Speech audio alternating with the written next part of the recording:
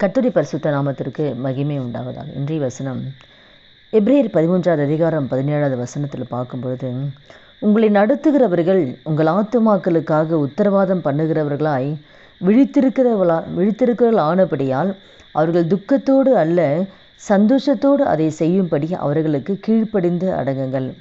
அவர்கள் துக்கத்தோடு அப்படி செய்தால் அது உங்களுக்கு பிரயோஜனமாய் இருக்க மாட்டாதே.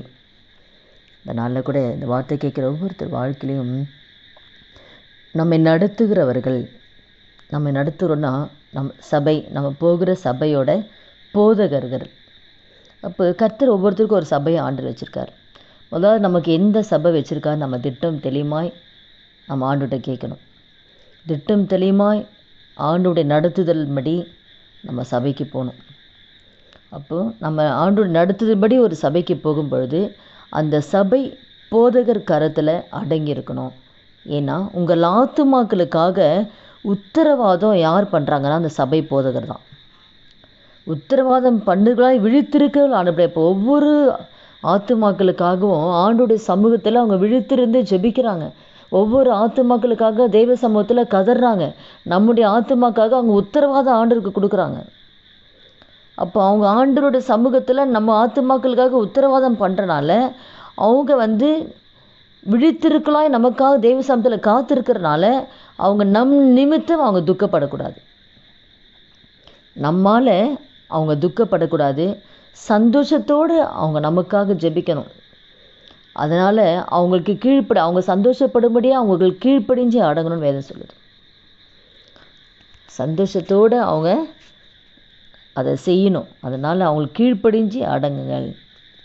அவங்க துக்கத்தோடு நமக்காக அவங்க இருதயம் துக்கத்தோடு இருந்தாங்கன்னா அது நமக்கு ஆசீர்வாதமாக இருக்காது.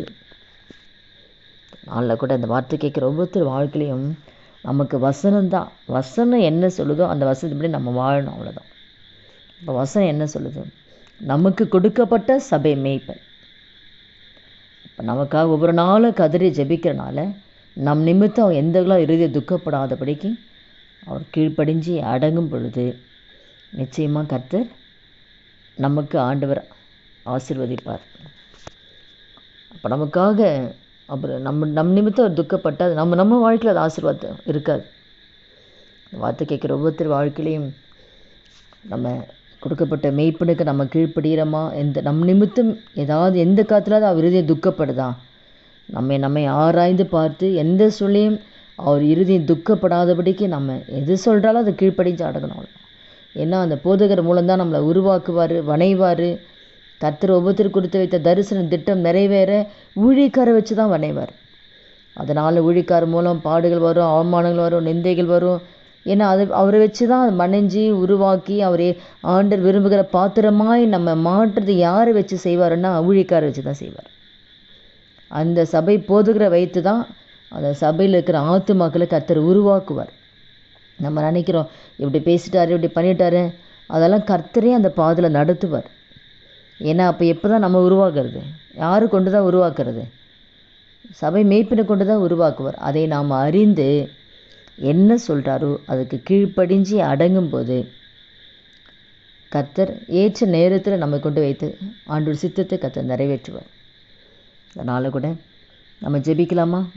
நம்ம எப்படி இருக்கிறோம் நம்ம சபையிலன்னு சொல்லாமல் நம்மை ஆராய்ந்து பார்த்து எந்த வகையிலும் ஆண்டவரை இனி மெய்ப்பை நான் துக்கப்படுத்த மாட்டேன்னு சொல்லி ஒப்பு கொடுத்து ஜெபிக்கலாமா? துதிகள் மத்தியில் வாசம் செய்ய நல்ல தகப்பனை இயேசுவின் நாமத்தில் இந்த சமூகத்தில் வருகிறோம்.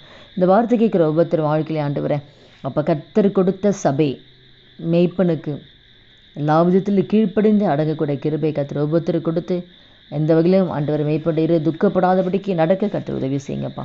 இப்படி செய்ய போவதற்காக நன்றி. இயேசுவின் நாமத்தில் ஜெபிக்கிறோம் நல்ல பிதாவே, ஆமென்.